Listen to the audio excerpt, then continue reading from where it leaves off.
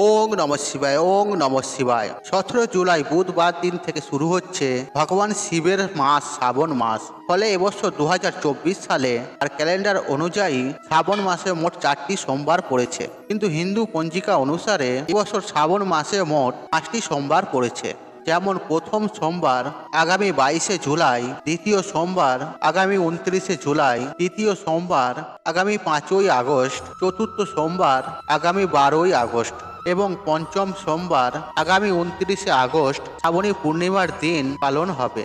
আর শাস্ত্র বলছে এই মাসে আমাদের সামান্য কিছু কার্যে ভগবান শিবের কৃপায় জীবন ধন্য হয়ে যায়, আর যে সমস্যায় আমরা বহু দিন ধরে আটকে রয়েছি তা মহাদেবের কৃপায় সহজেই পার হয়ে যায়। কারণ বাবা যে ভোলানাথ, ভক্তের সামান্য একটি ভক্তিতে আর তিনি দু হাত ভরে ভক্তদের কৃপা সৌভাগ্যে ভরিয়ে দেন তিনি। এবং এই মাসে কিছু সামান্য ভুলেও কিন্তু বাবা রুষ্ট হয়ে যায়। তাই বন্ধুরা, শ্রাবণ মাস চলাকালীন আপনারা এই কার্যগুলি করবেন না।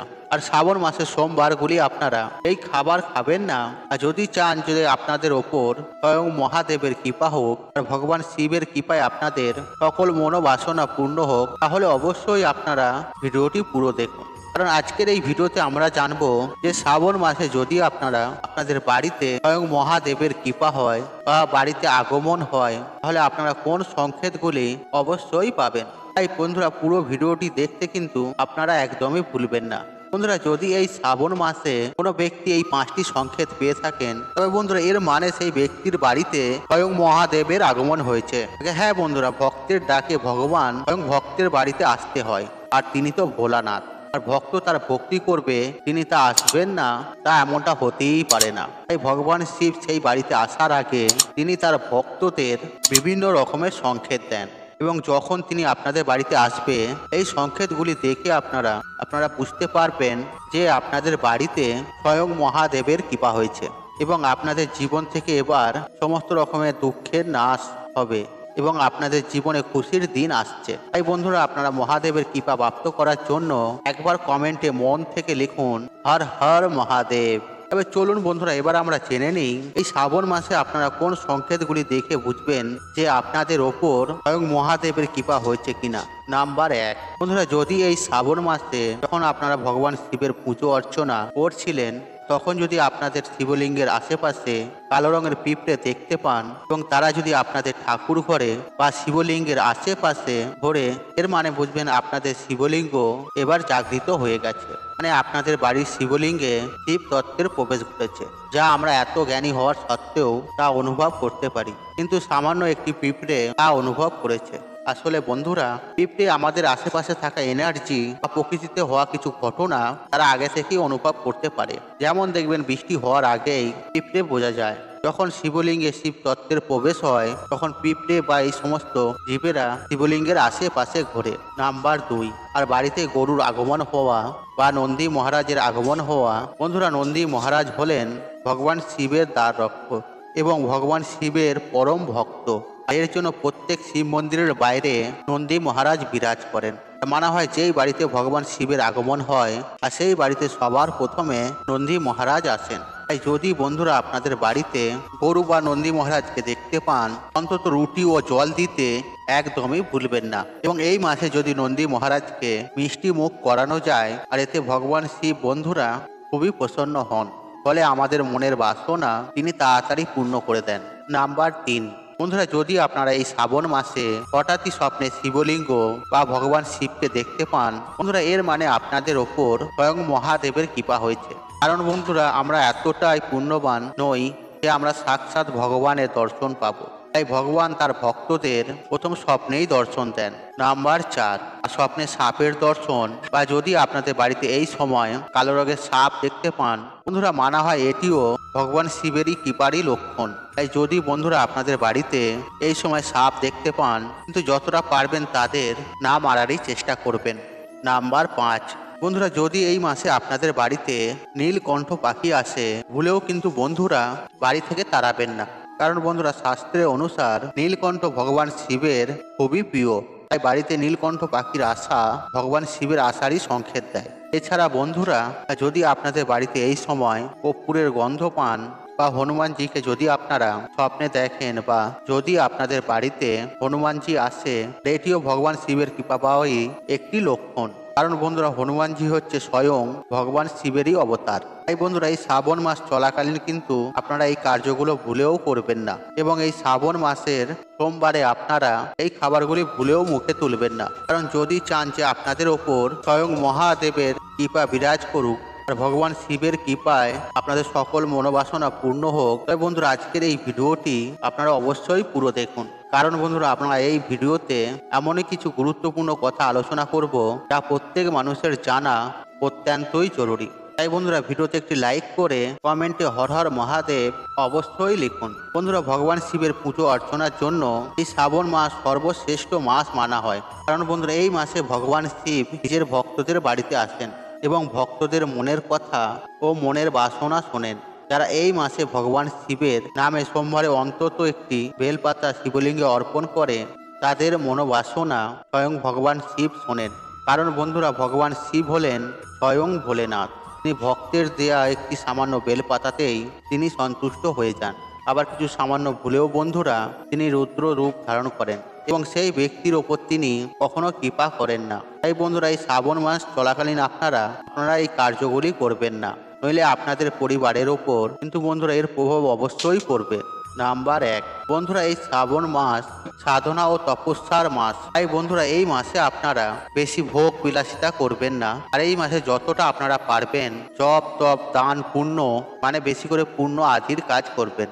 নাম্বার 2, বন্ধুরা এই মাসে আমাদের চুলদাড়ি কাটা উচিত নয়। এছাড়াও বন্ধুরা এই সময় আমাদের নখও কাটতে নেই, কিন্তু যদি আপনাদের কাটতেই হয় তবে বন্ধুরা আপনারা সোমবার দিনটি ছেড়ে যে কোনো দিনই এই কার্যটি করতে পারেন, কিন্তু বন্ধুরা আপনারা সোমবার এই কার্যগুলি করবেন না। নাম্বার 3, বন্ধুরা এই মাসের সোমবারে সকাল সকাল ঘুম থেকে উঠে বাবার মাথায় জল ঢালুন। যদি পারেন তো আপনারা যে কোনো একটি শিব মন্দিরে গিয়ে শিবলিঙ্গে জল অর্পণ করুন। এবং যদি বন্ধুরা আপনাদের বাড়িতে এই মাসে কোনো গরিব দুঃখী আসে, বন্ধুরা ভুলেও কিন্তু তাকে খালি হাতে ফেরাবেন না।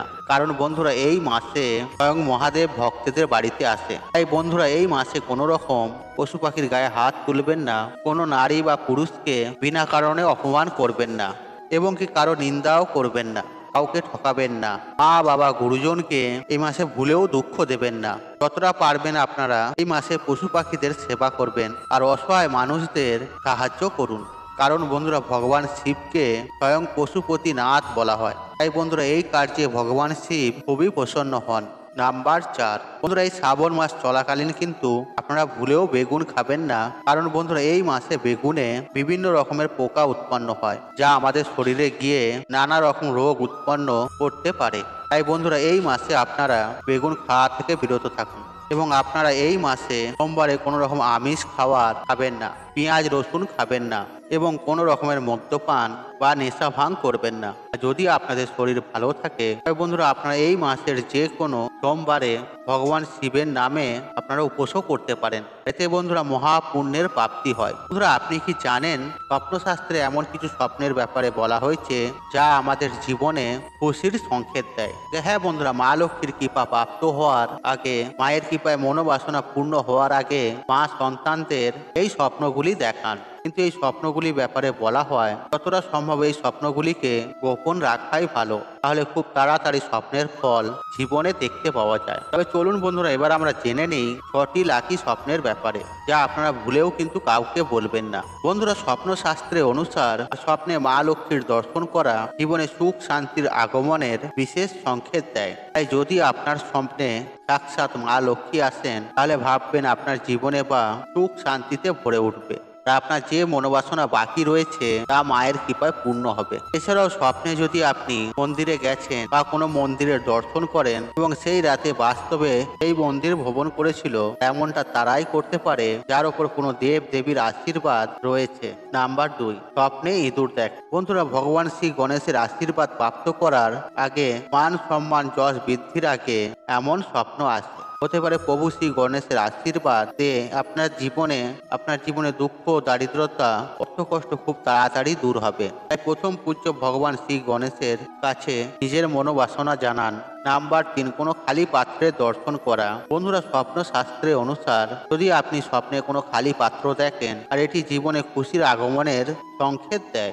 এছাড়াও এই খালি পাত্র ভবিষ্যতে ধন সম্পত্তির প্রাপ্তির সংকেত দেয়। আর যদি আপনার মনে খালি বাসনা রয়েছে যা এখনো পূর্ণ হয়নি, তা পূর্ণ হওয়ারও প্রতি সংকেত দেয়। নাম্বার 4, স্বপ্নে কচ্ছপ দেখা। বন্ধুরা, স্বপ্ন শাস্ত্রের অনুসার আর স্বপ্নে কচ্ছপ দেখা খুবই ভালো সংকেত মানা হয়। বন্ধুরা, সমুদ্র মন্থনের সময় ভগবান বিষ্ণু কচ্ছপ রূপ ধারণ করে পর্বতকে নিজের উপর ধারণ করেছিল। যদি আপনার স্বপ্নে কচ্ছপ আসে, তাহলে ভগবান আপনার জীবনে সংকেত দিচ্ছে যে আপনার দুঃখ কষ্ট তাড়াতাড়ি দূর হবে এবং খুশির দিন খুব কাছে রয়েছে আপনার জন্য। নাম্বার 5, আর স্বপ্নে ঝাঁটা দেখা। বন্ধুরা, আমাদের হিন্দু শাস্ত্রে অনুসার ঝাঁটাকে মা লক্ষ্মীর প্রতীক বলে মনে করা হয়। আর ঝাঁটা আমাদের বাড়ির অলক্ষ্মীকে বিদায় করে। তাই স্বপ্নে ঝাঁটা দেখার মানে জীবন থেকে আপনার এবার দুঃখ দারিদ্রতা দূর হবে। নাম্বার 6, গরুর গোবর দেখা বা গোবর দিয়ে ঘুঁটে তৈরি করতে দেখা। বন্ধুরা, স্বপ্নের শাস্ত্রের অনুসার আর এমন স্বপ্ন দেখার মানে আপনার ভবিষ্যৎ খুব তাড়াতাড়ি চমকাতে চলেছে, মানে আপনি জীবনে খুব তাড়াতাড়ি উন্নতি করবেন। তাই বন্ধুরা, এই শ্রাবণ মাস চলাকালীন আপনারা যদি এই সংকেতগুলি পান, তাহলে বুঝবেন স্বয়ং দেবাদিদেব মহাদেব এবং মাতা লক্ষ্মী আপনার গৃহে প্রবেশ করতে চলেছে এবং এই খাবারগুলি ভুলেও খাবেন না এই শ্রাবণ মাস চলাকালীন। বন্ধুরা, আশা করছি এই ভিডিওটি আপনাদের ভালো লেগেছে। তাহলে ভিডিওতে একটি লাইক করুন, একটি কমেন্ট করুন, একটি শেয়ার করুন এবং বন্ধু বান্ধব আত্মীয়জনদের সাথে শেয়ার অবশ্যই করুন। মনে রাখবেন, আপনার একটি শেয়ার অনেক মানুষকে উপকৃত করে তুলতে। আর আপনি যদি আমার চ্যানেল নতুন হয়ে থাকেন, তাহলে চ্যানেলটি অবশ্যই সাবস্ক্রাইব করুন এবং পাশে থাকা অন রাখুন। কারণ নিত্য নতুন ভিডিও সবার আগে দেখার জন্য ঈশ্বর আপনার মঙ্গল করুক। আপনি সুস্থ থাকুন, নিরোগ থাকুন, আপনার দিন মঙ্গলময় হোক। হরে কৃষ্ণ কৃষ্ণ কৃষ্ণ হরে হরে।